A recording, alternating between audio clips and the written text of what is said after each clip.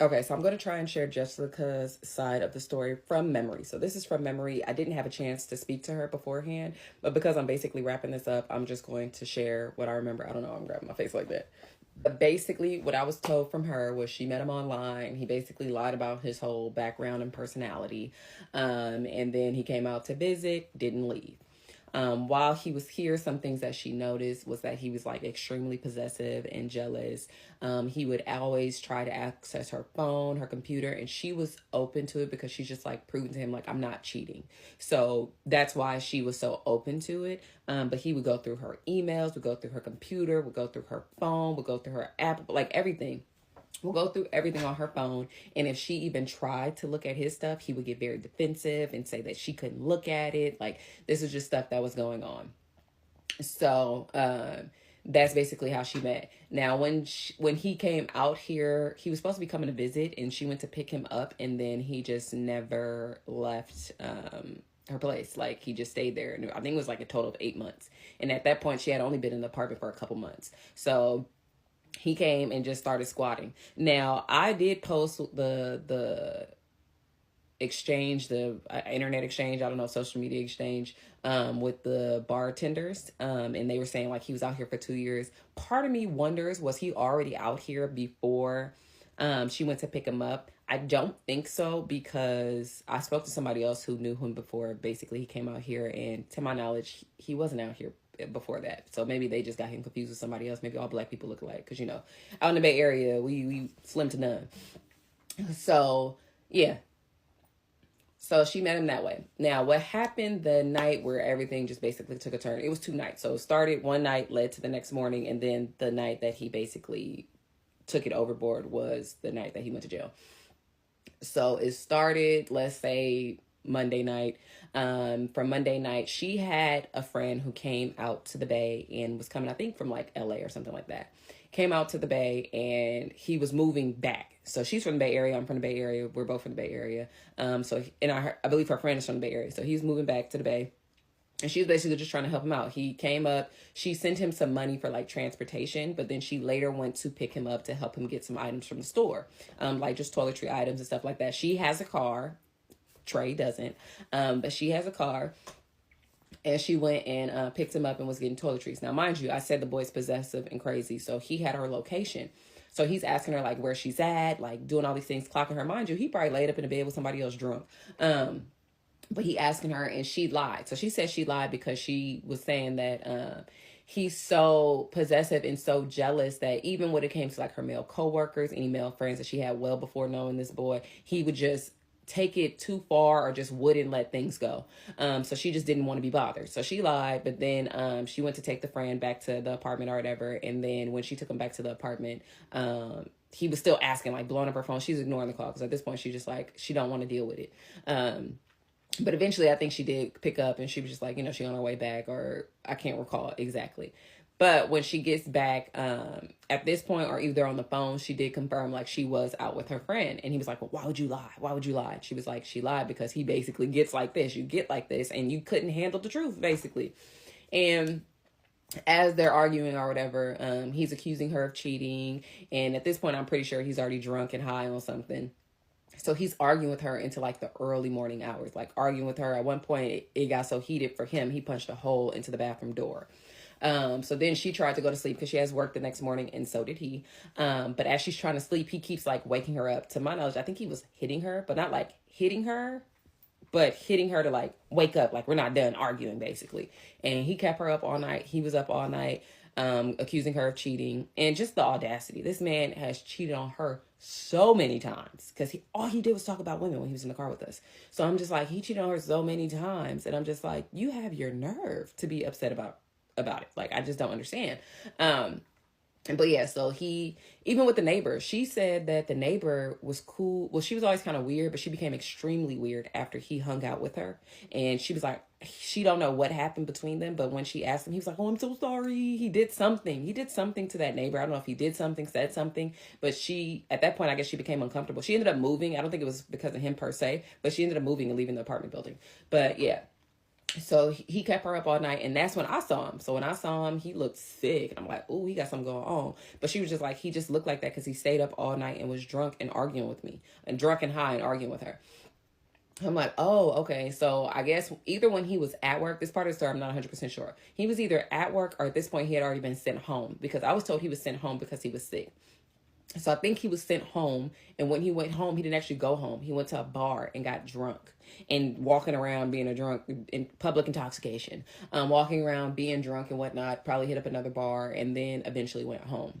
But when he was at the bar, I believe, because he didn't pick up the phone when he was at work. He had home training when he wanted to, but he didn't pick up the phone when he was at work.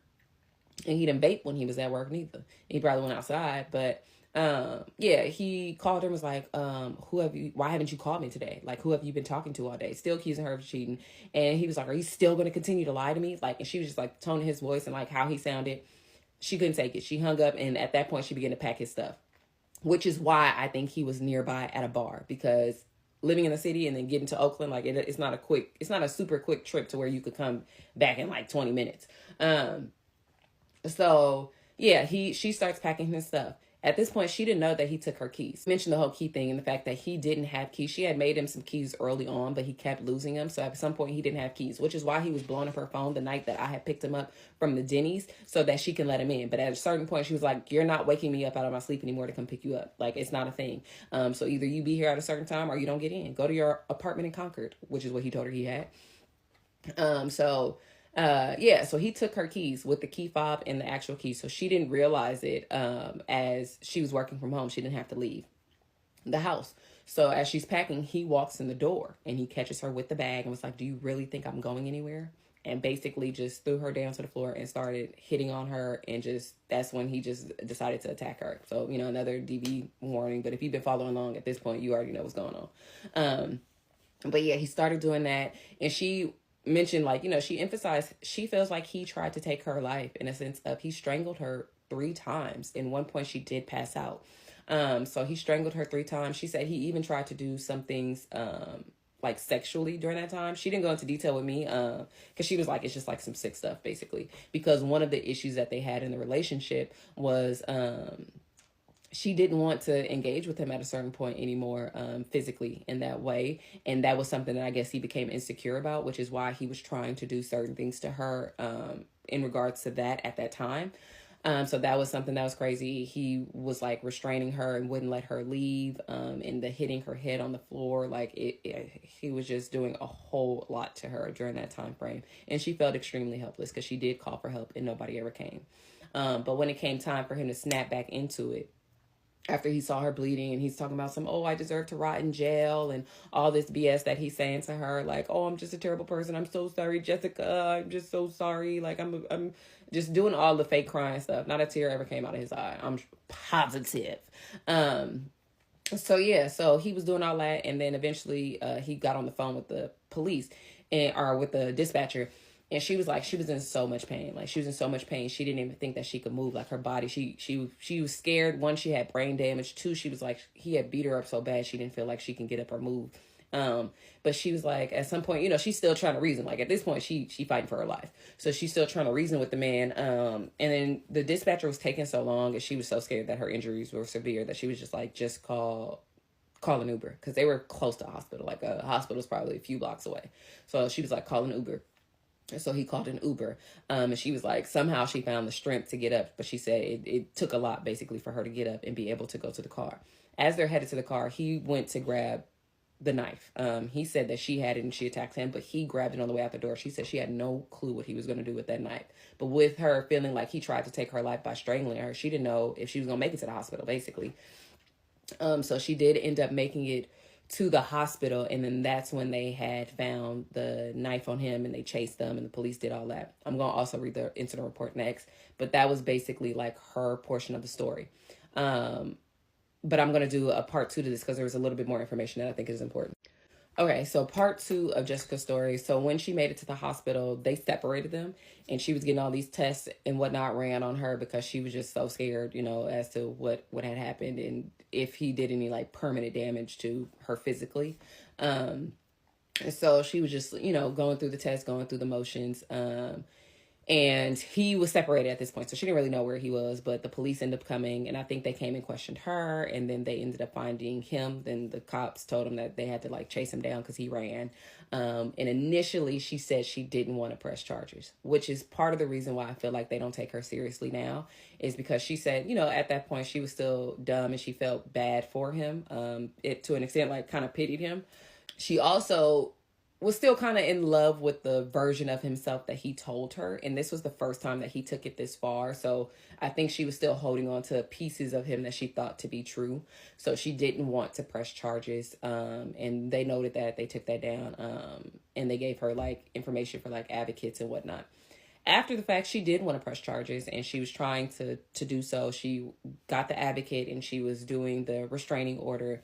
And then the whole thing about serving him, they didn't know where he was. And that's when her mother was basically trying to assist her in serving him, and why she was being as nice as she was to him, as she was trying to help her daughter out, which rightfully so. And she ended up going somewhere else where she felt safe. She didn't go to her place after that. But she did mention that while he was in jail, the supervisor, Ben, reached out to her while he was in jail and asked her to bail him out of jail. And she was just like, absolutely not. He basically just beat my ass, and I'm getting a restraining order on him. And that's basically like her words. Like, he beat the shit out of me. I'm getting a restraining order on him. And he was like, oh, I'm so sorry to hear that. So once he was like, oh, I'm so sorry to hear that, you know, let me know if there's anything else I could do for you. She was like, actually, you can come gather his belongings from my house. So that's how he got her belongings. She was like, he didn't like volunteer or anything like that. She asked him to take it once he offered, like, if he can do anything for her. So that's how he got her belongings. And I think once he's kind of realizing what's going on, he don't want nothing to do with the boy. But yeah, so that's basically what was happening.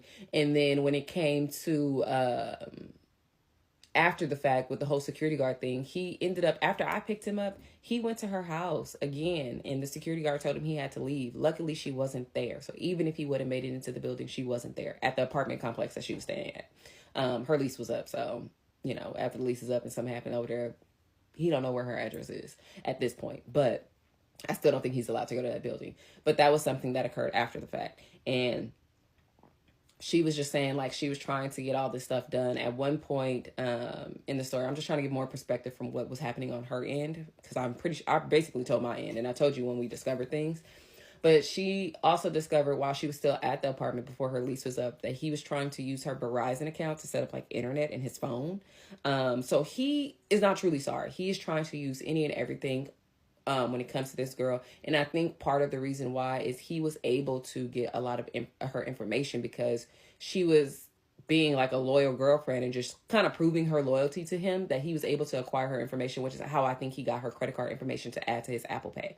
But he wouldn't let her see any of his stuff.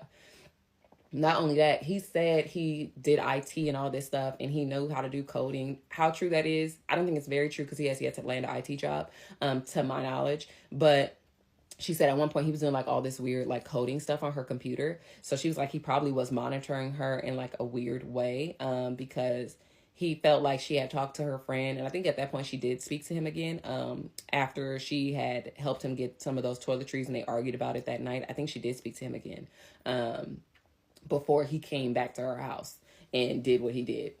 So these are all the things that's going on. As for what happened after the fact, she has been trying to, you know, speak to the DA and, you know, give the information that she can and speak to professionals who can kind of help out with the situation. But honestly, they're not very helpful or supportive. Probably the biggest help that she got was the restraining order. And even him, he was like, yeah, she'll have it for a couple years and then I'll just touch base with her after the fact. And I was like, one, you're crazy. Two, she was like, it's not a couple years, it's 5 years. Like, he has to stay away from me for 5 years. So hopefully within those 5 years, he goes to jail and get a prison sentence. And I think she can even increase or renew it, which I think she should, as he hasn't yet to leave her alone. He still at some point had mail going to her place. I don't know if it's still going there, as she don't live there. So I don't know, but yeah, he is very much a piece of work, and that was basically her side of the story. But I do have the incident report, and you can kind of get the officer side of the story. Now, mind you, their stuff is just summarized. Even when it came to her restraining order, she had assistance filling it out. So it was summarized with the help, because even with the language that was used, like responded, and responded did this. So she wouldn't have said that. She would have said his name. So it's just like they're helping her out, but certain pieces of the information, they didn't articulate it correctly. As she said, she was like, it wasn't really said right, but basically the conclusion was correct. And some of the information was still correct. It's just the little pieces that could have tweaked the story, that she would have did to tweak the story. But yeah, so that's basically where that left off. And now I'm going to read the incident report, and I think I could do it in the same video. Okay, I tried to do it. It's too long. I'm going to have to do it in a separate video, because I didn't even make it through page 1 and I was running out of time. So I'm just going to do it on a separate video. Okay, so something that came to mind, this doesn't necessarily have to do with Jessica's story per se, but at one point I did think it was Jessica. So when I went to pick him up when he got out of jail, and he had me pick him up at a bar, this is before he realized that I knew he got out of jail. He was on the phone talking to somebody when I was pulling up. And when I was pulling up, he opened the door, but he opened the door before he finished talking to whoever he was talking to. And he was like, F you did too, B, and hung up. And then he got in the car and he's like, hey. And I'm just like, okay, people argue. Like, that wasn't a big deal to me. But I was like, I thought it was her. And I think I asked her. She said no. I think she already had him blocked by then. But then I was like, oh, maybe he was calling around to see, like, who would pick him up. And he was mad because some girl wouldn't come pick him up. And then there's me, little Miss Nosy, who went and picked his black ass up. And all this came about. But yeah, so that was just something that came to mind that might be interesting to some people that I completely forgot to mention. And I have no idea who is on the phone with that night. But he cussed somebody out that night, and I don't know what the full conversation even looked like. Okay, so now I'm going to read the incident report. I couldn't do it in the same video when I was talking about, basically her side of the story. But I'm going to kind of, not paraphrase, but I won't post these because I got so much information. I don't know what I can take out. A lot of the information is already redacted as to protect the people who are involved. But I do have the report here. So I'm not reading it verbatim. Just want to put that out there. On May 7th, 2024, approximately at 19 hours, this officer was working OPD unit, whatever, with another officer. They were both wearing fully OPD utility police uniforms, and they were operating a fully marked patrol vehicle on the date listed above. They were dispatched to the hospital to investigate a report of domestic battery. When they arrived at the scene, they were flagged down by security, who advised that victim 1 was in bed, whatever is redacted, I don't know, located in the emergency room. Security staff advised that suspect 1, who was later identified via wanton warrant / crimes PFN, I don't know what that is, and Louisiana ID number, redacted his number, was also on scene, but had left prior to our arrival. Security staff also advised that suspect 1 was carrying a knife on his person, which they did not allow him to enter the hospital with. Security took the custody of the knife that suspect 1 had arrived with. Officers spoke with victim 1, who provided him with a BWC statement, not verbatim, but basically this is what she said. On the day of May 7th, 2024, approximately at 17:30 hours, victim 1 was with suspect 1 at their home when a verbal argument ensued about suspect 1 being jealous. Victim 1 advised that she was with a male friend. He put it in quotations, which is crazy because that's low-key messy. Who she had known for 10 years. Victim 1 kept the identity of her male friend a secret from suspect 1 because he would get jealous when she would hang out with male friends. Suspect 1 found out about her meeting with a male friend and then started to get physical with her. Victim 1 advised that without provocation, suspect 1 proceeded to punch her in the face with a fury of open and closed fist punches. Victim 1 advised that she was getting assaulted. She tried to run for help. As victim 1 was attempting to run away, suspect 1 got a hold of her and threw her against the wall and then onto the floor. Victim 1 proceeded to sit on top of victim 1 and place both hands and knees on her forearms, effectively pinning her to the ground. Victim 1 attempted to get up from the floor but could not, and that's when suspect 1 proceeded to strangulate her by placing both of his hands around her neck and squeezing. Victim 1 did not lose consciousness at this point. Suspect 1 stopped and then proceeded to strangulate victim 1 again, which caused her to lose consciousness. Victim 1 advised that she was unconscious for approximately 30 seconds and then she woke up again and was in a confused state. Victim 1 advised that she advised me that suspect one saw that she was bleeding from her nose and had came to the realization of what he had done and proceeded to take her to the hospital in an Uber to receive medical attention at the hospital. Victim one did not provide any further information regarding the incident. Victim one provided me with photos of suspect one in case we were to return so we can identify him. Victim one did not want to press charges against suspect one, as I had said, she had mentioned, but later on she wanted to. So he says CBWC for further details. I don't know what the hell that is. And then it said, while speaking to victim one, I observed, this must be the other officer. I don't know, maybe it's the same one. While speaking to victim one, he observed visible injuries to her face. Victim one had redness around her eyes and a redness around her left eye and eyebrow, dried blood on her nose, and lacerations on her right elbow. Officer took photos with his department-issued phone of victim one injuries and uploaded them to Axon for documentation purposes. While continuing his investigation, security guard flagged officers down to advise that suspect one had returned and was waiting near an entrance of the emergency room. He had all intentions of having her go back with him. He thought that she was going to want to leave with him. That's crazy. And they made their way to the entrance to contact suspect one. He observed suspect one by the entrance and recognized him as the same person in the photo that victim one provided. As they approached him, he immediately began to step back gradually. Officers asked if he had any weapons on his person, to which he did not reply. Suspect one was then asked to place his hands behind his back because they wanted to identify him as suspect one, because they identified him as suspect one, and as the same person who had assaulted victim one earlier in the day. Suspect one did not comply and began to flee on foot from officers, which resulted in officers engaging in a foot pursuit. Mind you, this boy ran track in Louisiana. Suspect one fled westbound on foot towards a park. They caught up to suspect one in the middle of the park near a basketball court. Officers gave suspect one lawful commands to lay on the ground, to which he complied. The officer approached suspect one and detained him near such and such street. He placed the handcuffs on suspect one and raised above the raised ulnar bone, checked for proper fit, and double locked them. The other officer conducted a cursory search of suspect one while he was on the ground to ensure that he did not have any weapons on his person. As suspect one was laying on the ground, he assisted with helping him get up to the upright position. He proceeded to walk him to the nearby patrol vehicle. Suspect one advised that he has breathing issues and wanted to sit down. I let suspect one take a knee and relax to let him, so that he could get his breathing back to normal. He asked suspect one questions, to which he responded he had something and could not breathe, probably asthma.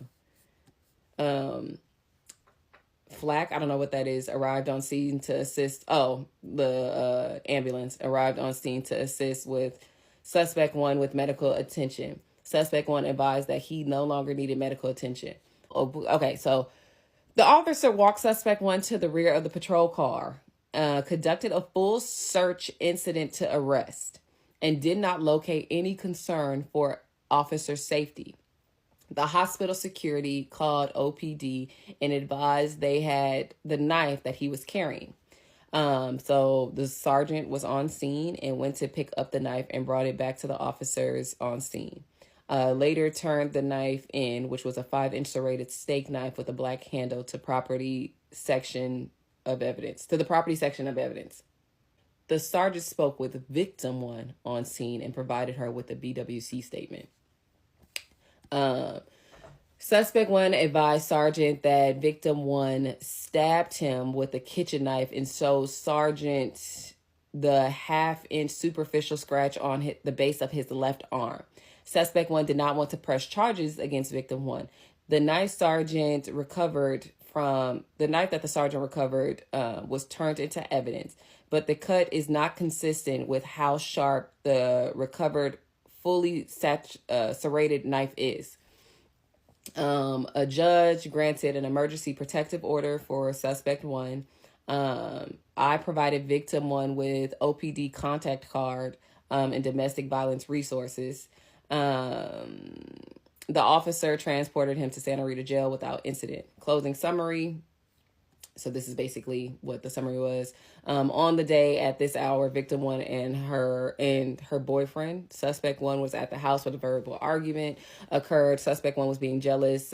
Suspect one proceeded to escalate the situation by punching victim one with an open and closed fist numerous amounts of times, preventing her from seeking help by slamming her head against the wall and pinning her down on the floor while simultaneously strangling her, which caused her to lose consciousness.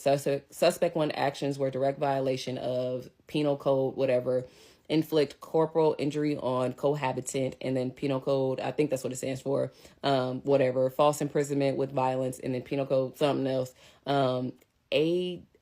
ADW with force, and then it says possible GBI, which I learned is great bodily injury, if I'm not mistaken.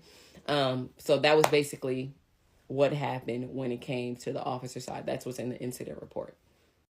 Okay, so I'm almost to the point where I'm basically going to wrap this story up and just have everybody meet me where I'm at when it comes to this story. Because unfortunately for me, this is real life, and this is something that I am experiencing, real time. But I just want to address some things, because in the beginning of the whole story time, I gave a damn disclaimer. I gave a disclaimer just to try and give people an idea of where my head was when it comes to some of this stuff, because I knew that people would try to accuse me of things or to say that, some stuff wasn't true. Because I ain't gonna lie, some of this is very much unbelievable, because as it's happening in real time, I'm like, ain't no way. There's no way that there's somebody out there like this that exists and that moves like this and that I came in contact with. Like, that is so damn annoying. Like, you can exist, just exist far away from me. But basically, people are trying to insinuate that I'm probably leaving stuff out and that it's deeper and I dated this person and I did more with this person than I actually did. I didn't. As I had mentioned early on, when it came to like my whole virginity thing and him kind of figuring out that I'm a virginity based off of my responses to all these dating scenarios that he had, I am indeed a virgin. Like, it's not something that I'm ashamed of. I wear a purity ring. I have a video on my YouTube channel from before I even met him, if I'm not mistaken, of me talking about my purity journey. So this is something that I strongly believe in and something that I stand by, which is why I haven't dated anybody, because a lot of people do not agree with that path or do not want to walk that path. So I understand that the way that I live my life or the things that I would want out of life isn't for everybody. But yeah, so that's one thing, is that I am indeed a virgin. I haven't slept with, I haven't kissed, I haven't done anything with anyone. And for me, I'll be damned if I start with him. Like, what? Like, that is just crazy. I wasn't attracted to the boy. I don't find him, like, if I'm gonna wait this damn long, I'm gonna do something with somebody that I'm attracted to, that I want, not somebody that gets on my goddamn nerves. Not only that, he didn't wash his ass. He did not wash his ass. Soap and water does not know him. So why would I do that? And I am not engaging with him or anybody else. So I know that's hard to believe, because everybody else may walk a different path, but I ain't y'all and y'all not me, so I can understand why you probably don't understand my perspective, but that's just not how I move. The dating, he was talking about girls like within the first week of him being in the car. So if he's talking about girls all the time, I don't know what people are attracted to or what their standard is, but I'm not trying to be with somebody who's constantly talking about other women, telling me all these damn stories. And it's not like they was cool stories. Him stealing some girl phone, him telling the other girl he gonna jump in the damn lake if she don't go on a date with him, and him complaining about paying for food. I don't want no parts of that. And that's all the little stories that he was telling us in the beginning. And he made it seem like he didn't even like black women. Why would I get with somebody who doesn't even like black women? Like, that's just weird. That's not a battle that I'm trying to fight. Even after he got out of jail, all he did was talk about his ex. All he did was talk about his ex, Jessica. God damn, we get it. So I don't know what other people are attracted to, but I be damned if I ever went that route. But also I lived in a family home. Like, there's family members who come in and out, kids, older people. Like, it's not that, like, if I'm gonna do something like that, if I'm gonna move like that, it would be under my own roof, where I have privacy, where I can, engage with somebody in that way. So no. Another thing, I was not alone with him. Besides the day that I picked him up from Denny's and brought him to my grandmother's house and dropped my mom off, I was alone with him for that portion, but we was probably alone for all of 30 minutes. And it was mainly in the living space. I was only in the bedroom with him for a quick second so I could move something so he can, I just cleared the bed so he could lay down. If he wanted to lay down, I just moved some of my stuff out the way. And then I was in the living room for the rest of the part. So there was nothing that occurred then. Also, yeah, so that's a no-go. I know it may be better for the plot, but it's a no-go for me. For him or for anybody else at this point in my life. It's not until now that I've been open to dating more. And I'm trying to be more open and try, because I am 30 years old and I haven't had a boyfriend or anything like that. So I'm trying to be more open to that. But because I'm such a late bloomer, a lot of that is a little foreign to me. Like, it's very foreign to me. It's just like, ooh, like, this is too much, because not everybody is moving the same way that I'm moving. So they may not understand my perspective, and it would take somebody with a lot of patience to truly understand me. But that's neither here nor there. The next thing, people love saying, you was too nice, you was too nice, you was too nice. Baby, it was a we. Y'all keep saying me, but it was we. My mom was there. She was present. She was in the car, and she didn't think he was crazy either. And we were just trying to be nice. As I said, my brother's in a state all alone, no family, no friends. He went there to go to school. So I'm like, I'm seeing a piece of my brother. And my brother ain't batshit crazy, but he is young and he may not make the best decisions where he's at. If something was to happen, I would just hope somebody would be kind and help him out. I think that karma has already come back because he got into an accident and stuff out there. And he's needed like medical attention, and people came and showed up for him. And I was very grateful for that. So that's what I'm trying to do, because at the end of the day, he got on my nerves, but I didn't hate the boy. So I'm like, at the end of the day, somebody's child, and he is by himself. He doesn't have the resources. So I was trying to be helpful. But me and my mother knew him. For whatever reason, people only attach his black ass to me. I don't understand. We were both present. We both went there, but maybe it's because we're similar in age. I have no idea. But I did nothing with this man. I didn't hug him. I didn't high five him. I didn't fist bump him.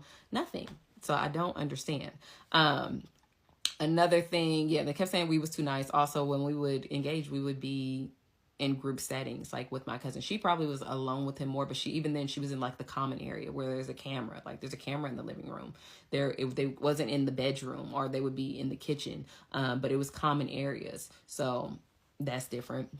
Another thing, when it came to random guy, people like, oh, you let a random guy around your mother?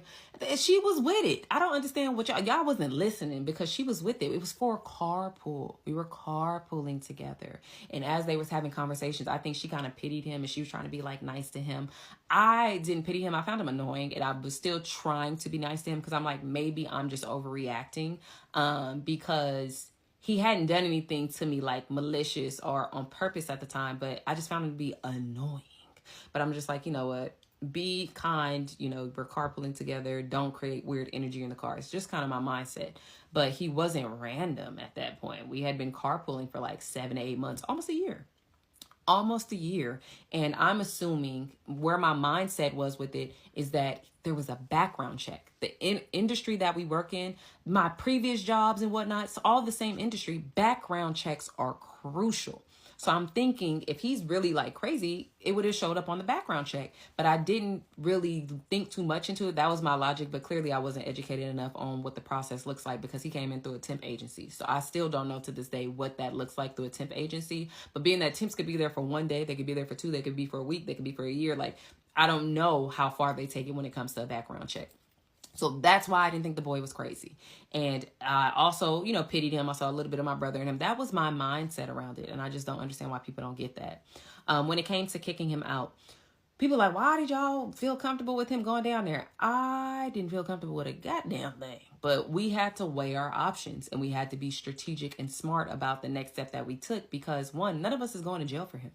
None of us is going to jail for him for putting our hands on him. I don't know how he twists and turns stories left and right, but none of us wanted to lose our freedom or do any of that when it comes to that man. So we're trying to do it wisely, and we're still trying to think of things that made it make sense. She got a dog. She got cameras. We on the same block. We got each other's phone up. Like, you know what I'm saying? Like, it's not that bad. And he didn't stay that night. He actually left. So in our head, he left the house. The only thing that was at her house was his luggage, because he left and went drinking and did whatever he did. So I know people want to say what they would have done in the situation, what they wouldn't have done in the situation. But there are some things that I can't say 100%, because for most people, I know this is entertainment and it's social media. But for me and for his victims, it's real life. It's real life. This man could try and find us. He can try and do something to us. Me and my cousin, we lucky that he didn't try and put his hands on us. He was more solo with her than he was with me, but he didn't try us like he tried those other women. And I think part of that is because it's petite women that he would like really get physical with. Ones that I felt like he knew he could overpower and just take over. We're bigger than him. I'm taller than him. I don't weigh more than him, but I'm taller than him. My cousin, she taller. Like we bigger than him. So I think that was part of it. And it was more than one of us. We weren't solo with him. Both of the women that he attacked, they were one-on-one. They were solo. But that's just some things that I want to address, because some people, y'all got me banned. Y'all, if y'all don't watch it. If you can't get past 3 minutes, don't watch it. But that's just how I feel. So I just wanted to address that and probably give people just a little bit more as to my line of thinking or how I approached it. Okay, so basically where I got left off, the boy was able to bail out for $14,000. To my knowledge, it was $14,000. And they set him free. They set him free for the second time after he put his hands on 2 women violently within 2 months. It was literally like a day off from it being 2 months apart. The incidents, one happened on May 7th, and the one that happened in July was July 6th. Like, he was booked or arrested on those days. I'm like, it's a joke. The system is a joke. But he got out on the 7th, and he did all that BS of reaching out to people that he had no business reaching out to, including me, talking about, oh, he's going to change his life. And I told him, I don't give a damn. Do that far away from me. And then it came between that time of him getting out and his next court date, information came to me, and I want to say it came to me because somebody tried to make low-key a slick comment like, well, for somebody who doesn't care about this person, you sure do have a lot of information. I carpooled with the nigga for 6-8 months. I don't understand what y'all don't get. And he would share information voluntarily, and I wasn't keeping a catalog of it because I didn't think I had to. But when shit hit the fan and I started to be like, wait a second, I remember back to when this happened, then I started to get more detailed. And then when he didn't want to leave my mother's house or my grandmother's house, then I started to collect receipts. I started to hold on to things and dissect things so I could hit him with it if I needed to. So that's basically where the mindset came from. I did not want to know anything about this person initially, but unfortunately I had to do so to get rid of this person. So as for everybody got a side of the story. If you ever want to meet him and ask him his side, God bless you. You better have something on you because you're going to need it. But yeah, so people would come to me with information because they tied me to him because it was just like, oh, I guess because we carpooled. And I'm just like, but it was 3 people in the car. I don't know why I don't tell my mother anything. Why are you telling me? But I was there for the tea at that point. So I had ended up speaking to Scott because at the time Scott still worked at the place that we all worked at. Me and him was still working there. So I told him, I was like, yeah, he said he slapped you. I gave him the whole scenario. Like, he didn't go into details, but he's like, I would never let anybody do that to me. Like, that didn't happen. Like, that never happened. I would never let anybody do that to me. And I was just like, I don't know. You kind of give that you would, but I ain't say all that. But I was also informed, this is information that people give me, that the boy found another job in the same industry. And I'm just like, how? At this point, I feel like there should be enough on there to keep him out. But at this point, I don't think he was still convicted of anything besides the DUIs. And that's the hard part about it.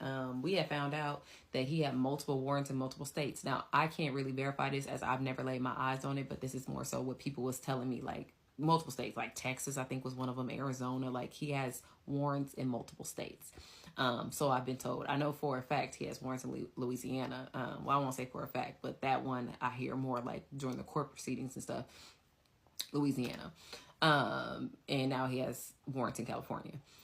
So yeah, that was something that came about, was also that he had multiple warrants. And then I was also told that he started dating some Asian girl in the city. Now, mind you, San Francisco is full of Asians, so that didn't really narrow a damn thing down. And I don't follow him on any social media.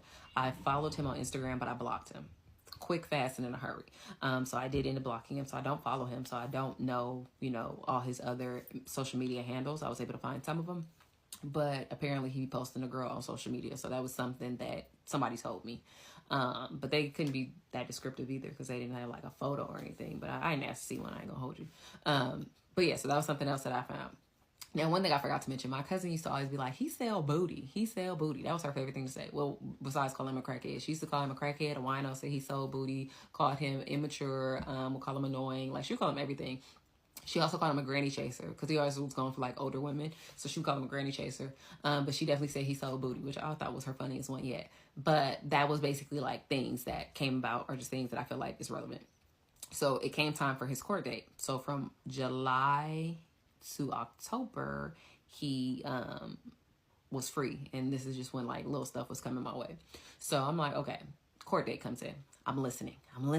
I want to know what's going to happen because it's real life for us. And, you know, at the time I was still living at my grandmother's house. So it's just like, I don't know if this man will show up. I don't know if he's crazy. I mean, he did not put his hands on me or my cousin when he was at my grandmother's house. And that was probably by the grace of God. But honestly, I don't think it would have ended well for him if he would have did such a thing. But yeah, he didn't do it. And, you know, grateful that we didn't have to get into no scuffle.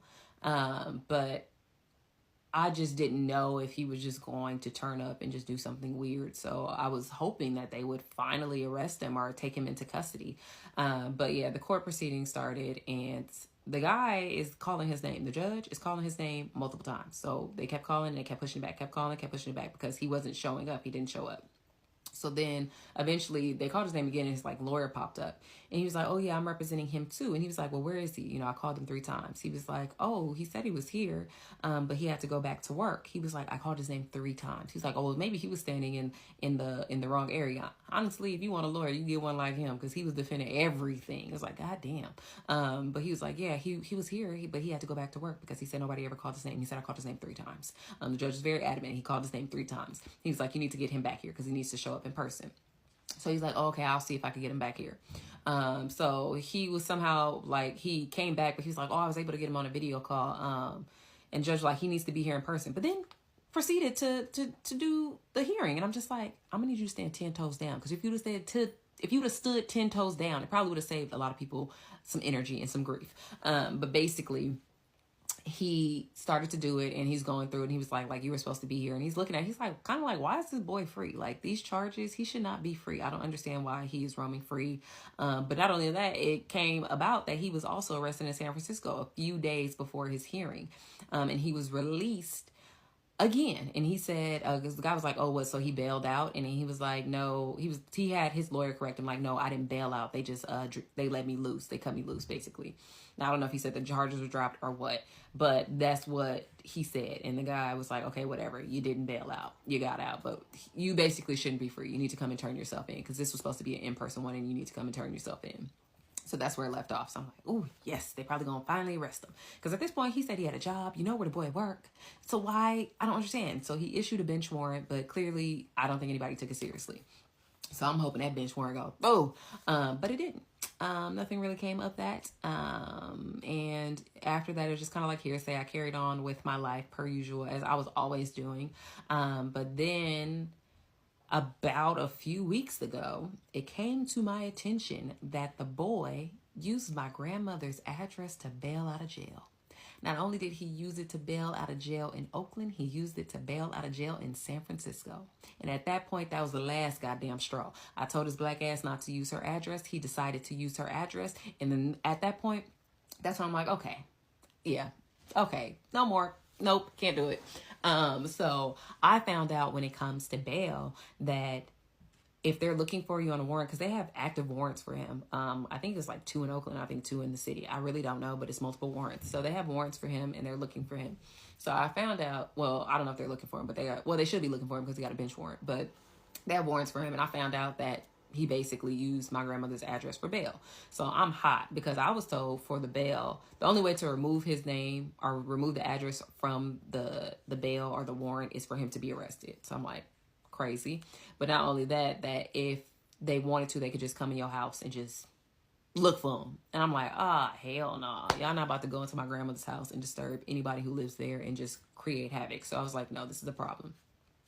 So then I started to do a little bit of digging and started to do what I needed to do. So I'm going to stop this video here and move on to the next one.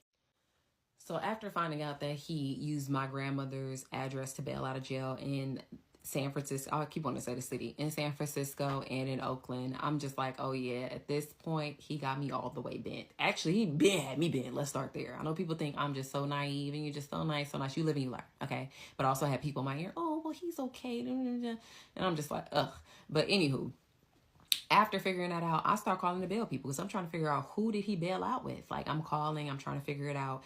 And I'm just like, hey, I'm going through each one and I'm putting notes. Like, even if he gonna be back in jail at some point, whether it's gonna be out here in another state, in another city, I don't know. But I'm gonna call everyone in this city and let you know. So I called Oakland and San Francisco. I was able to find both of them and put a note like he does not live there. But while I'm doing it, this is such another thing. This is another thing that is so frustrating about the system. I'm asking, do you guys not verify people's address, when you release them? Somebody's like, no, we just take their word for it. I'm like, now why on earth would you do that? So you guys are unserious, because why on earth would you do that? No proof of residency, and you're letting these people out. You must like the chase. You must like the chase because they don't live there. And I'm just like, they have a track record at this point for not really telling the truth or following the rules, but you just take their word for it. Y'all slow too. I can't. People probably think I'm slow too because I helped the boy out as long as I did, or we helped the boy out as long as we did. But, yeah, that was a problem. So I did that, but I also found out that somebody named Theodore, and that's the boy real name too. That's the other boy. Somebody named Theodore was using my grandmother's address. I'm like, well, he allowed to put it on his little thing. He don't live there. And he's like, yeah, sometimes they just put random addresses down. And you're okay with that? Like, I don't take, y'all are so unserious. But basically that's what happened. And then I'm like, well, I was informed, like, in order to get him removed, he needs to be arrested. So I'm like, you don't say. So at this point, I get into my head, I'm going to set up a sting. I'm going to set up a sting because I'm sick of this man. I'm going to set up a sting because I need to let him know this is not Toy Story. You do not have a friend in me. If anything, we're enemies. Like, what? So I'm like, yeah, I'm going to try and set up a sting because I need him to be arrested. I need that address to be removed because there's no reason why you guys should be looking for him under that address and going to my grandmother's house and potentially disturbing any occupants that live there.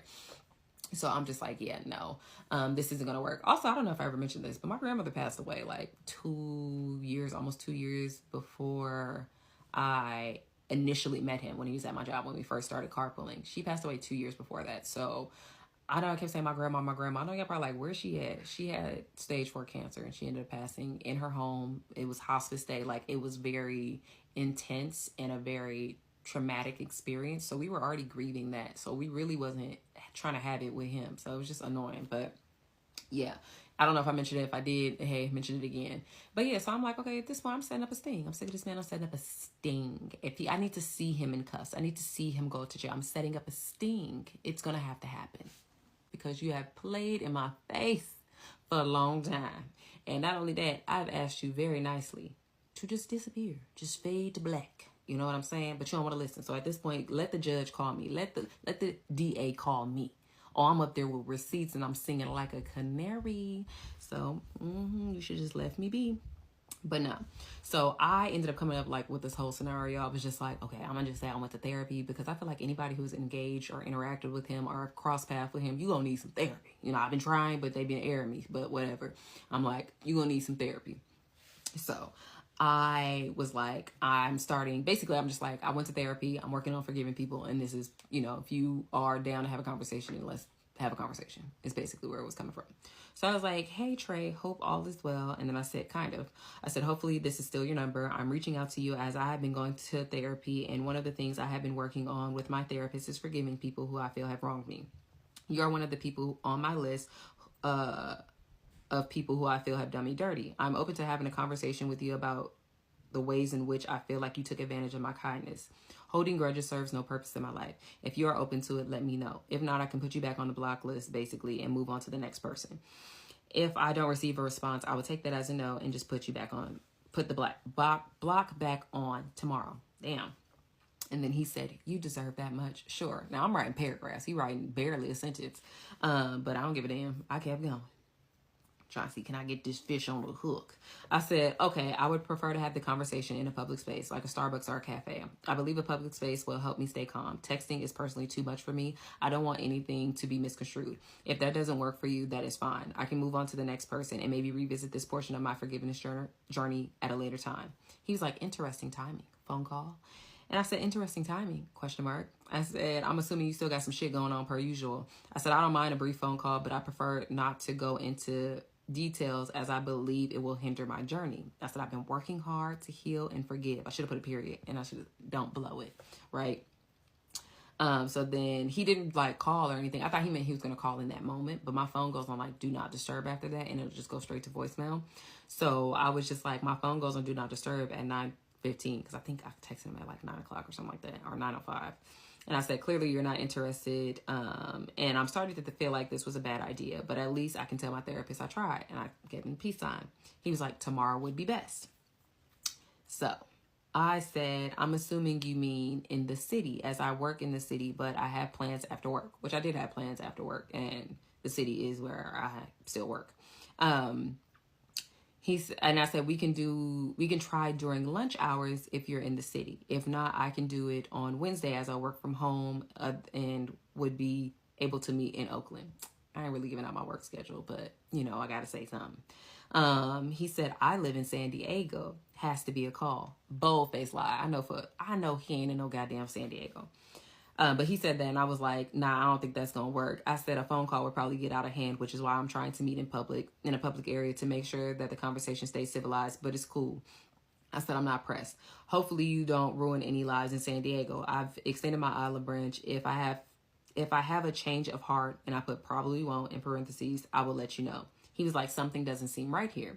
I said, okay, that's fine. Don't worry about it. As I said, I'm not pressed. So mind you, I did that at night, and I was like, maybe he'll reach back in the morning. And then by the morning time it came. So I did that probably around 9:30. So around 8 in the morning, I had reached back out, and I basically ended the conversation. Because I'm like, one thing, I ain't going to beg, but I tried. Because if he was to meet me up, I mean, it'd be cool for the plot, but at least that address would be gone off of those warrants. So I said, okay, I'm going to block this number. I said this the next morning. I said, okay, I'm going to block this number again, but I just want to make it clear that this was not an invitation to speak to me if you see me out and about, or to come anywhere near my house, referring to my grandmother's house. He don't know if I live there or not, but I'm going to just say my house. I said, this is just an assignment given to me by my therapist that was supposed to take place in a controlled environment. Due to your history of being a pathological liar, I said it twice, unfortunately, but due to your history of being a pathological liar, I know for a fact that you are not in San Diego. I said, if you are, thank God. Please don't come back to the Bay.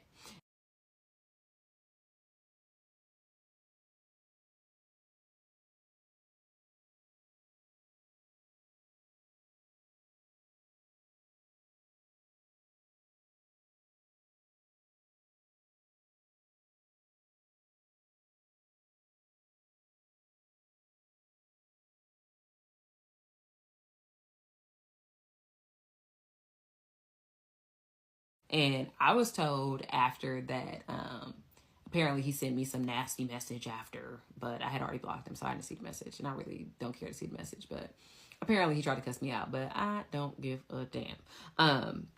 So that is what I tried to do. I tried to get him arrested because I'm sick of this. I'm like, I'm not a friend to you. I'm not trying to protect you, but I am trying to protect other people, which is why I'm hesitant about what I say and what I release. I feel like I say enough to where if you met this person in the wild and you're engaging with them, he uses the same script in a sense, like the same LSU, engineer, Baton Rouge, like he uses the same stuff. Now he may not use his actual name though, because I heard he be using different names, but I'm trying to give clues basically as to how to do it instead of just giving a straight up name, because I feel like he does have tendencies of being violent and crazy. So yeah, that's basically where it left off. Now, one thing that also came about, actually, I'll just say that in the next one because I don't know if I have enough time here. So basically, I tried to do my sting. My sting was unsuccessful. Because the boy is extremely paranoid. He thinks that everybody is out to get him, but he was right about me. Because, for me, I'm like, I have to let you know, this is not Toy Story. You do not got a friend in me. Like, it's serious. I'm tired of you. I'm sick of you. I've asked you nicely, as nice as I could at the time that I had asked you to stop doing certain things and to not do anything moving forward. You don't want to listen? Well, now it is what it is. Don't let the judge put me on the stand, okay? Because I'm singing like a canary. Don't let the DA reach out to me. I will provide everything. And don't think I'm the only one who has access to that information. A lot of people have access to that information. I'm talking about the police reports, the mug shots, the videos, the photos. It is out there. It is not just in my phone and just with me. So I'm just like, I'm sick of it. I'm so sick of it. And honestly, I have lost almost all faith in the justice system in Oakland and San Francisco, because clearly you can come out here and do what the hell you want to do. I ain't saying that as an invitation to criminals, because we at capacity. We don't need nothing more. We don't need no more. But I'm just like, why? I just don't get it. And it's just so frustrating. But something else that I did discover, one thing, I want to mention this first. Like I mentioned, my cousin would call him so many names. She called him a crackhead, a wino. She called him everything under the sun. The only thing she didn't call him was a child of God. But two things that she used to call him was, she used to say he sold booty, and she used to say he was a granny chaser. Now, why she said he sold booty was because he would always talk about like these weird interactions. He said one time he went back with these girls, and he was supposed to be like smoking with them, but I think he was supposed to be smoking with him. He wanted to just like lay up with one of them, I guess, no sex or whatever. But he was like waiting for them to cuddle with him. He wanted to cuddle with one of them because he asked them randomly in the bar to cuddle, but didn't want to have sex. So when he made it to their place, and I might be mixing two stories up, but even if it's separated together, it's both weird. But when he made it there, I guess they got there and he was doing drugs. This is what he's saying. I'm just like, and so were you. But I think he was intimidated because there was two black men there as well. There's some black dudes there, and I think the girls was white. That's his preference. They was there, and I think he got intimidated and ended up leaving. But he basically went up to them, or went up to her, whoever it was, and asked if they could just cuddle. If they could just cuddle. But he was like, they actually want to have sex, and he didn't want to do that. And I'm just like, BS. But I don't believe him for a second. But that was something that occurred. So she would always say like, he's a man whore and he sells booty. Like that was just her thing, because she was like, he's just out there with women for like money, but would like basically give up his body for the money. But she might have had some truth to that. There might have been some truth to that, because like I said, I don't know if I said it. I feel like I said it, but I'll be recording these things and delete them. But he was bailed out of jail for $14,000 to my knowledge. The bail was $14,000. I believe that's how much was paid for him to get out of jail. And he was bailed out of jail. And the guy who I believe bailed him out of jail was somebody who used to go into the job that we both worked at. He was a client there. And this, I believe, is the same client that he allowed to cut him in line when they was at a oxtail food truck at Juneteenth in Filma. Or I think it was at Filma. It was in San Francisco. But he allowed him to cut, and they almost got into a little scuffle with somebody in line who was mad as hell because they had been waiting 2 hours in line, and you just let somebody who randomly walk up cut. Like, it was an issue. So I think it was the same man. Now, I was told that was indeed the man who bailed him out of jail. And not only was that the man who bailed him out of jail, but they had a sexual relationship. They had a sexual relationship, and the reason why their relationship ended was because he was messing with the Asian girl. So I'm like, oh, he had a sugar daddy. Like, that's the conclusion I came to. He has a sugar daddy. And he just used him and did whatever he did with him or for him during that time frame. And so, yeah, he had a sexual relationship with him, but it basically ended when the guy found out that he was dating the Asian girl. And this is an older gentleman, if I'm not mistaken, but that he was dating the Asian girl, was out with the Asian girl. So at that point, they haven't, I guess, communicated since then. I could be wrong. But they haven't communicated since then, or that's basically where their relationship got rocky. So I was just like, interesting. I didn't doubt it. I honestly believe it. I don't know what's true and what's not true. A lot of this stuff is what people told me. Some of this stuff is, a good chunk of the stuff is like things that I experienced like firsthand, real time. But a lot of the things that I know that didn't happen like in my face is from what people told me. So yeah, that's what I was told, and I believe it. But yeah, that basically is where the story ends. This is after me trying to set up this thing because I was sick. I'm sick of him using my grandmother's address. He already took my kindness for, a weakness. And unfortunately, I am a kind person. I'm just naturally nice to people. I buy people's gas, groceries. I helped some 98-year-old lady who was blind and had dementia, who basically escaped from her apartment because a family member left her alone.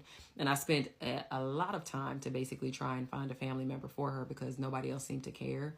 So it was just even though I'm nice, being nice can be very exhausting. Exhibit A. So he took advantage of my kindness, but that's basically where it left off. And I know that's not a great ending or like a great finale, but unfortunately this is real life, and this is things that we truly encounter on a day-to-day basis. So even when it comes to like revealing him and his name, I know people are like, well, how can we avoid him?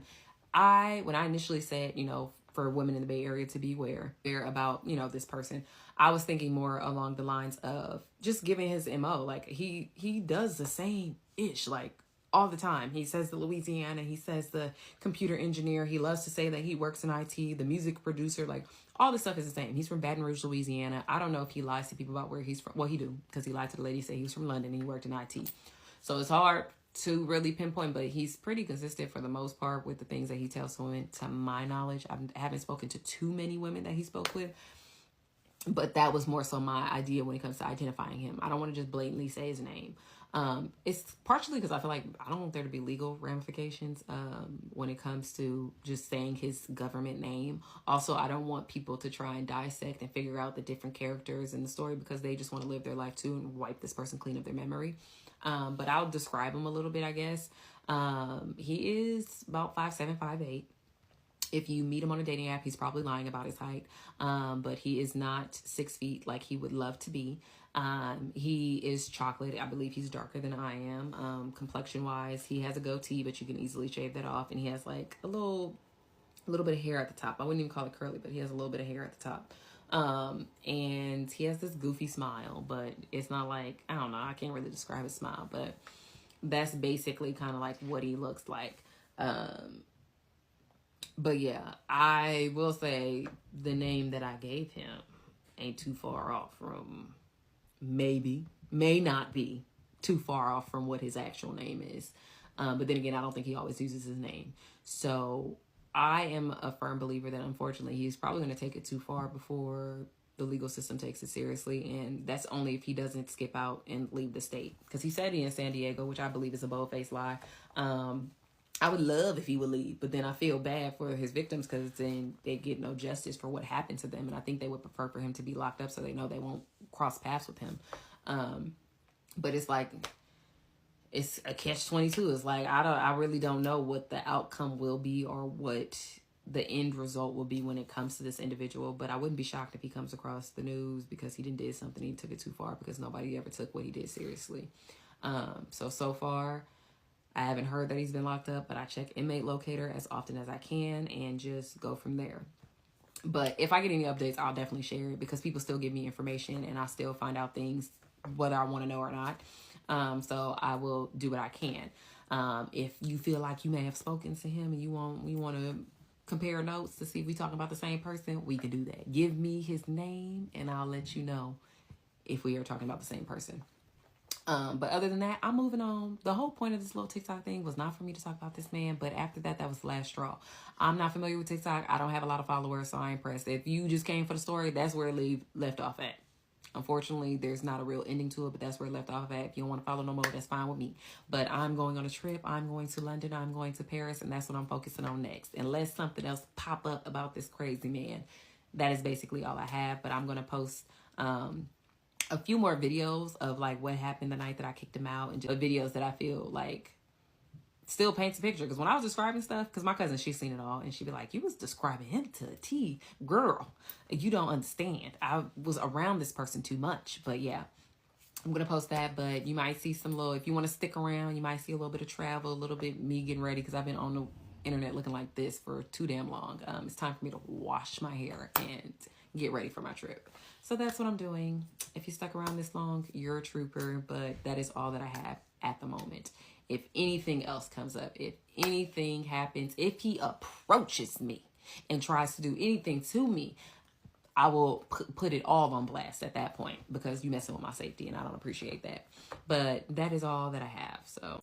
Okay, so the story, y'all caught up where I'm caught up. Like, this is where I'm at in it with real life. And, you know, I am an unwilling participant. I do not want to participate, but because he keeps using my grandmother's address and keeps popping back up in my life in different ways, I just am over it. But people wanted to see some more clips. I do have more clips.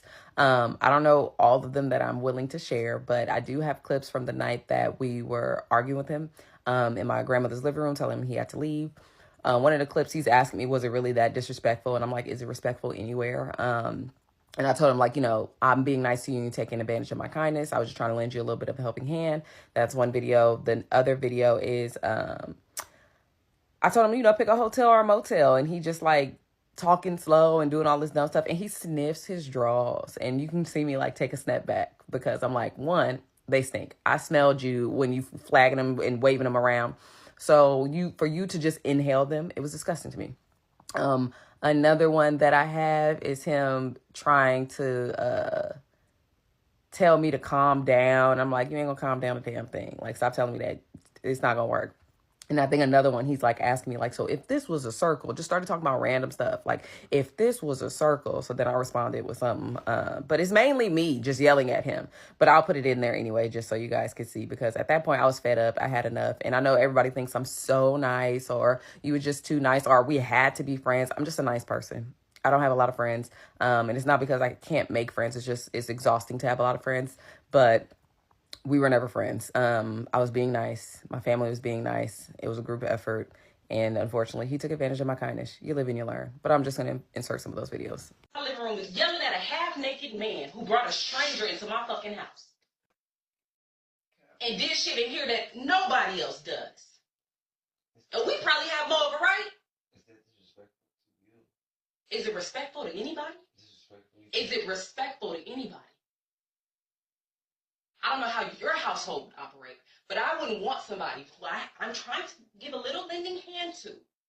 At that point, that's like taking advantage. You up in there doing what you're doing on that bed when you need to figure out where your next bed gonna be. So I'm just trying to figure out what is the you got to look up something.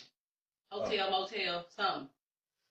So definitely like hotel. Motel sounds like home. You don't have an ID. Motels might accept you more without an ID. But you can call them ahead of time and see if they'll accept you. Yeah, of course. Accommodation. So, I don't know. So I don't know. That's not for me to decide. She, who, whatever. I don't care. That's not for me to decide. Oh, so you're saying like this is like if it was a circle, then it's like I'm saying like if this was a circle, this is all where you would have me fucked up at. This whole area, the whole surface area. That is what I'm saying. oh. Because you're not understanding. You're not comprehending. I understand you completely. No, you can't. You can't possibly understand because we still standing here talking. We're talking here. But maybe that's just me. Don't Don't do what? Stop telling me what to do. Stop telling me to relax. I can tell you one thing. If anything, it's just going to increase it. It ain't going to calm a motherfucking thing down. The damn sure ain't going to calm me down. So how do I fucking calm you down? You don't. You get your shit. When you get your shit, that will calm me down. My peace of mind comes back. Oh, okay. I feel like my house, or the house that I stay in, is back in order. Okay. So just actions, not words. Yes, actions. Like you said. Words don't mean nothing. The way you've been moving, your word is mud. But yeah, so that's basically some of the clips from the living room that I included. It's mainly me talking, and I just left it at mainly me because my cousin was present, and there's some clips where she's talking and he was getting like loud with her, like I was describing, like how I was saying like he got loud with me when it came to my mom, but I didn't get a lot of that on tape, like the phone call. But he would get loud with her that night, and it was things where he was telling her like F her and like shut the F up, and I think I have a clip of him saying that, but she responds, so I don't want to put her voice or her, you know, in the video, so that's why I'm not going to include that. But he would turn it on and off. At moments he was calm, and then at moments at moments he was calm, and then at moments he would like turn it on and off and just be like loud and slapping his chest and stuff. Even in the clip where he smelled his draw, he stood up. And I didn't know what he was going to do because when he was sitting down, he was like hitting his chest and doing all that. So I'm thinking he about to leap at this point. So that's why I kind of took a step back, as well as him smelling his drawers. Like you can see, I seemed a little bit more defensive when he stood up. But yeah, I have some additional clips that I'm going to go through and see what is decent for me to post and what's not. So that's just the ones that I feel comfortable releasing at the moment. Okay, so the story is basically over, but I'm just going to give more information as to why he was able to stay as long as he did. Now, I'm also going to give basically more information about me so people could kind of understand what my mindset was with a lot of this. So when it comes to coworkers, I don't engage with coworkers outside of work. Like, it's very rare that I do that. And even if I do, it's in a very limited like capacity. Like, I'm not doing too much. I'm not going over their house. I'm not doing any of those things. Like, it's just not a thing. But with this job, it was a little different because my mother worked there.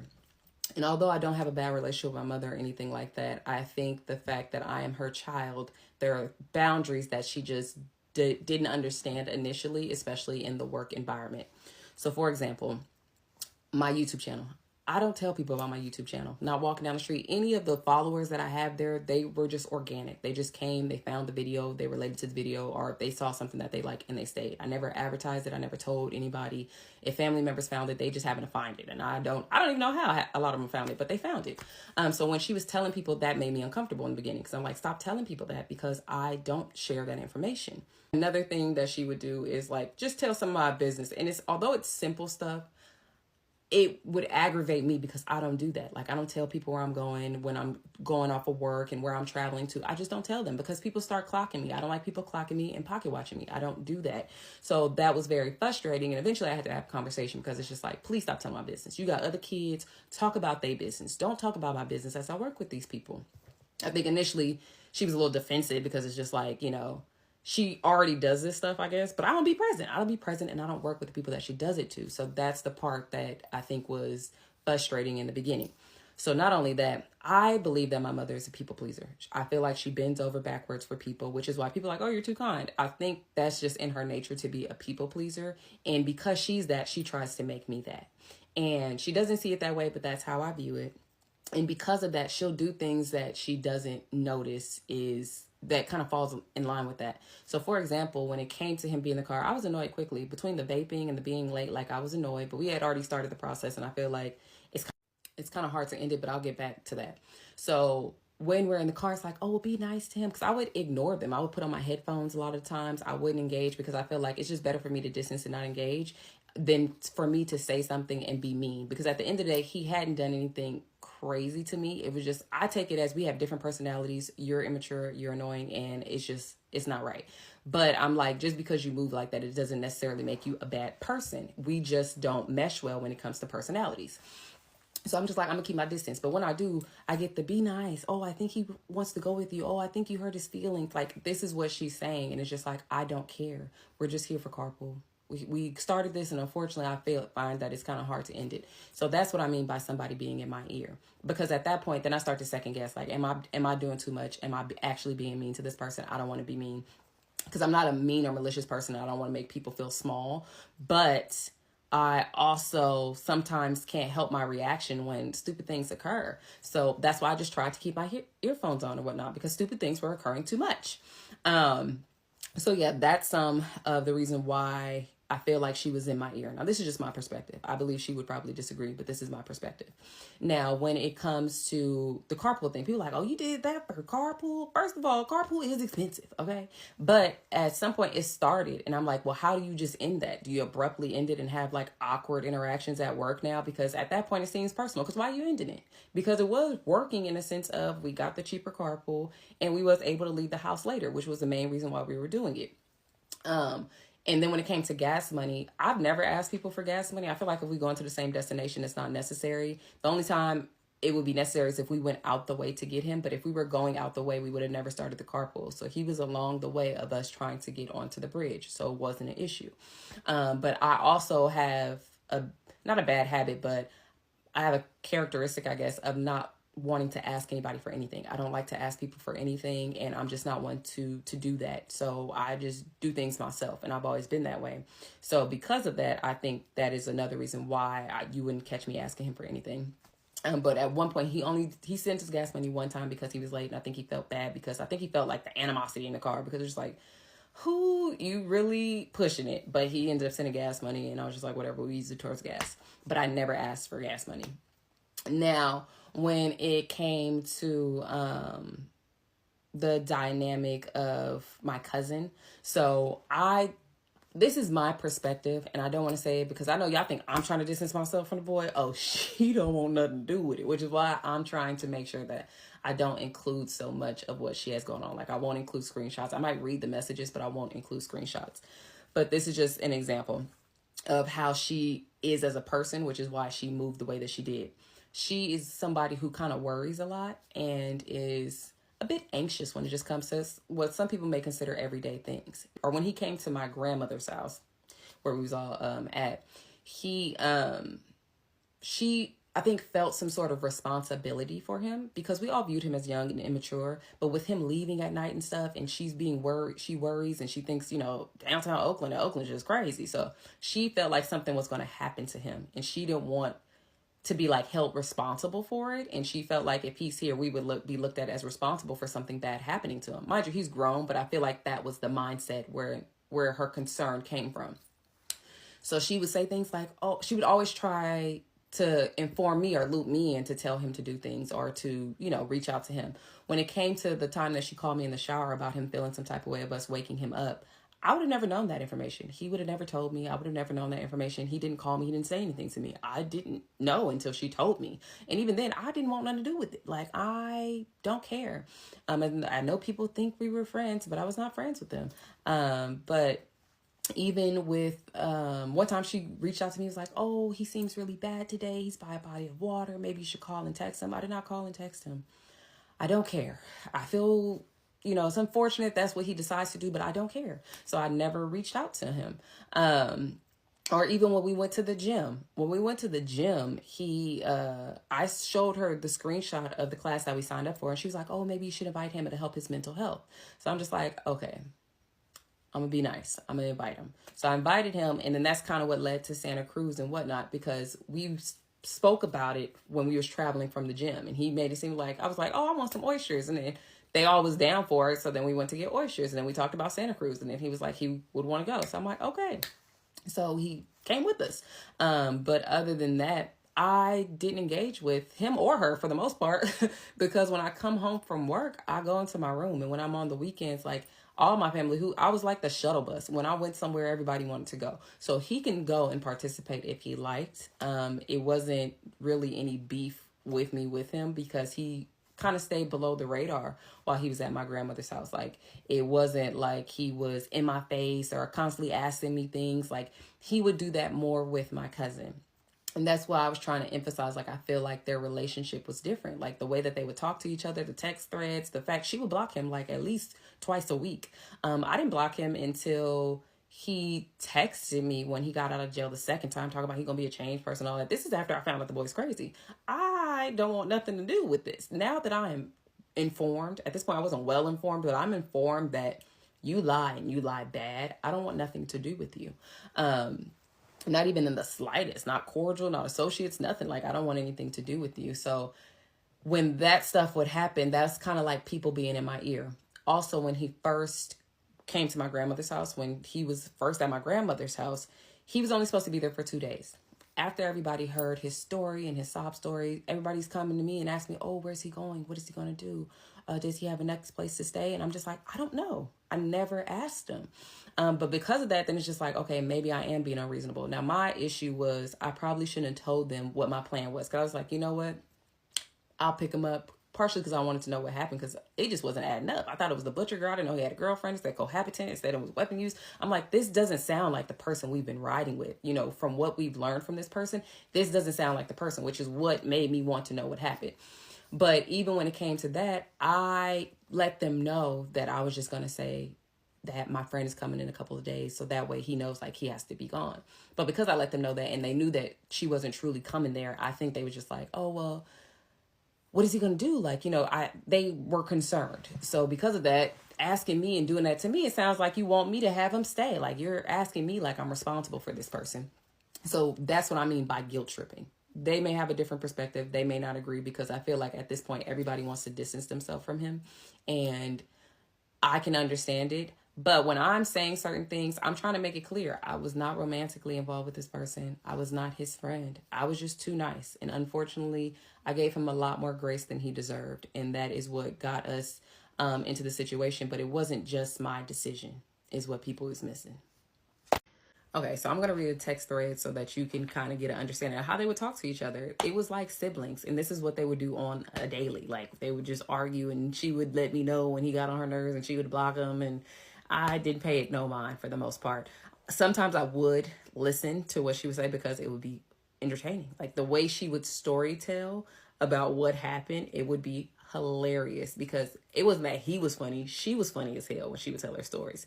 So it's just like, I would listen because they was entertaining. Because somebody was like, yo, you was entertained or something. I don't know. I'd be misunderstanding some of the comments, but said something like, you was entertained. And I was. They were entertaining. Their interactions were entertaining, but she funny as hell.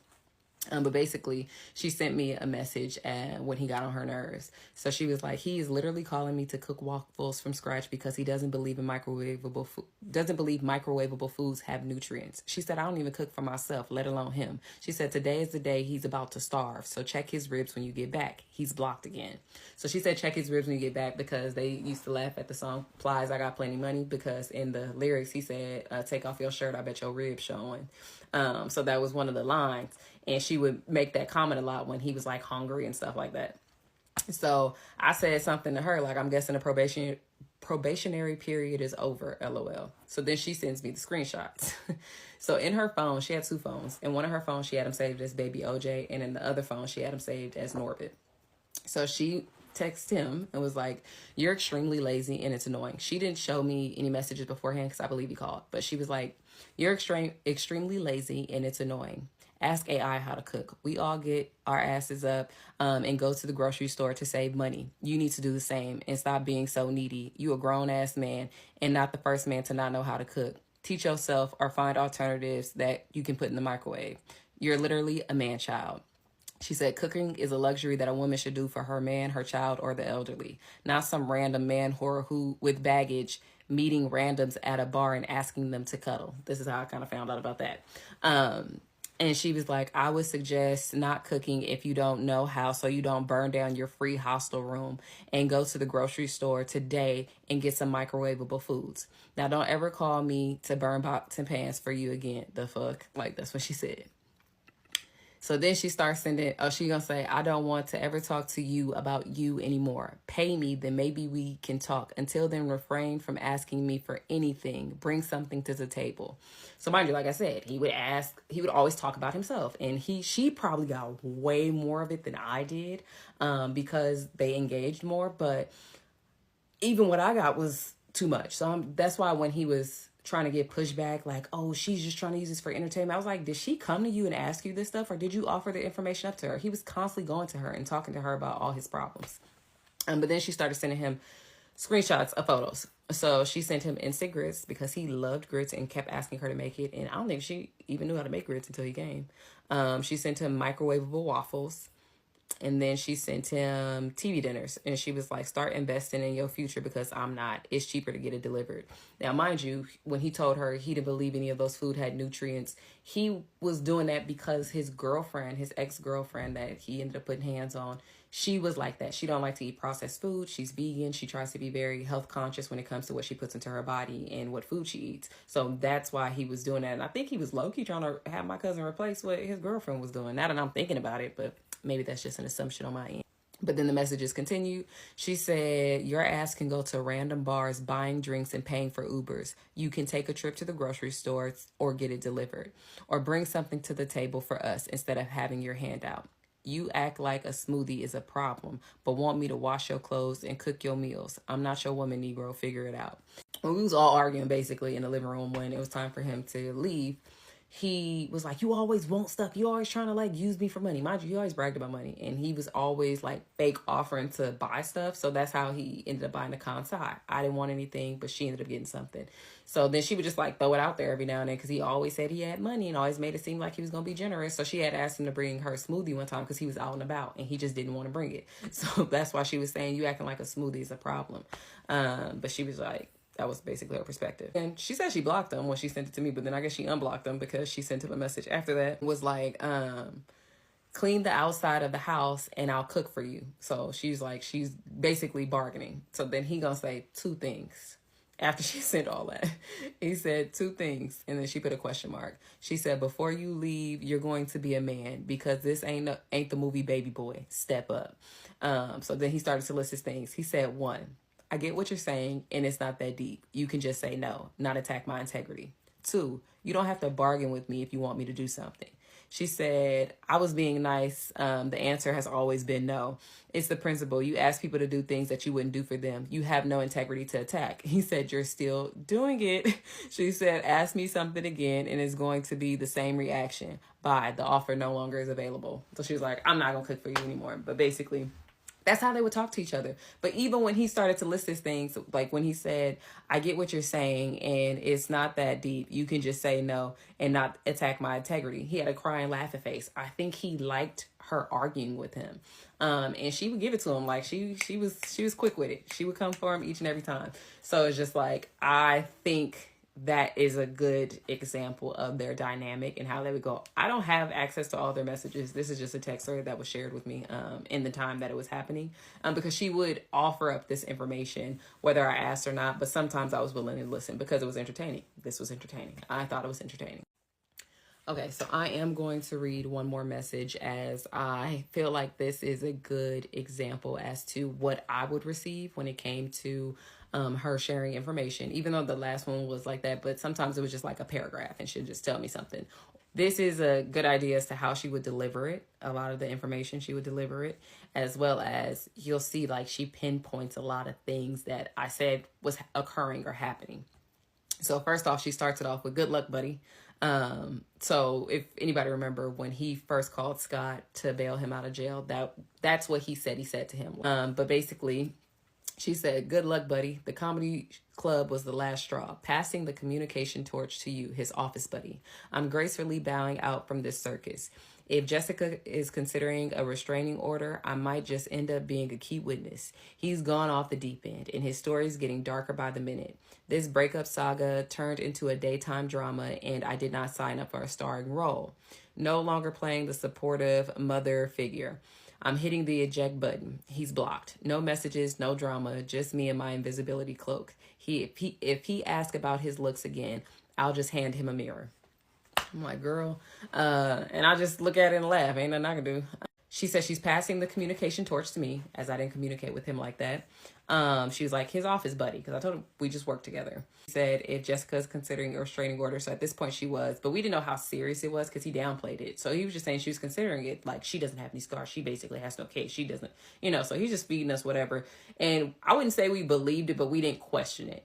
Let's just say we didn't question it because it's like, one, we didn't care enough to question it because he's free. He's free. So I'm like, there might be some truth to this because those charges look very serious and they dropped him. So I'm like, he's free. There's probably some truth to it. She said he's gone off the deep end and his stories are getting darker by the minute. I don't know what stories she's speaking of exactly because he confided in her way more than he did with me. A lot of the information that I know is because I know it's secondhand. Like the parent, his dad having cancer, I didn't know that. His mom being abused, I didn't know that. Her losing her life, I didn't know. He didn't come to me with that information.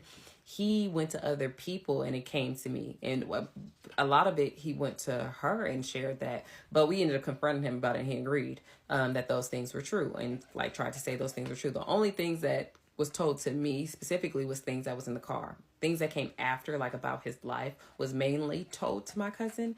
And I caught wind of it at different points. But yeah, so that was something that was interesting. She said it got darker by the minute, and I don't really know what that means because I don't know what he told her to make her say that. But even the poor saying a supportive mother figure, like washing clothes, cooking, like I think we all looked at him as like young and immature. So we're just giving guidance and being nice and, trying to help out. But he always pushed it to where it's just like, don't nobody even want to help you. And then her blocking him. She blocks him like almost all the time. I think he was unblocked shortly after, a day or two. I don't know. Because she would have to see him in the house. So I think that's why she would unblock him. She was like, if he asks about his looks again, I'll just hand him a mirror. I don't know if anybody recalls, but I used to say, he'd be like, oh, a young, handsome man like me. Or he'd be like, I put that shit on, huh? Or like he would seek validation. And I'm like, I'm the wrong person to do that with. I don't do that with a lot of people. Only people I'll gas up is kids. Like they got some sparkling shoes, I'm gonna gas you up. Or you got your little cute rain boots or something on. Like I'll gas up children. But other than that, I don't gas nobody up. So he would try to have us give him compliments or validate what he had going on. So it is just a thing with this guy. I don't know why, but it just is.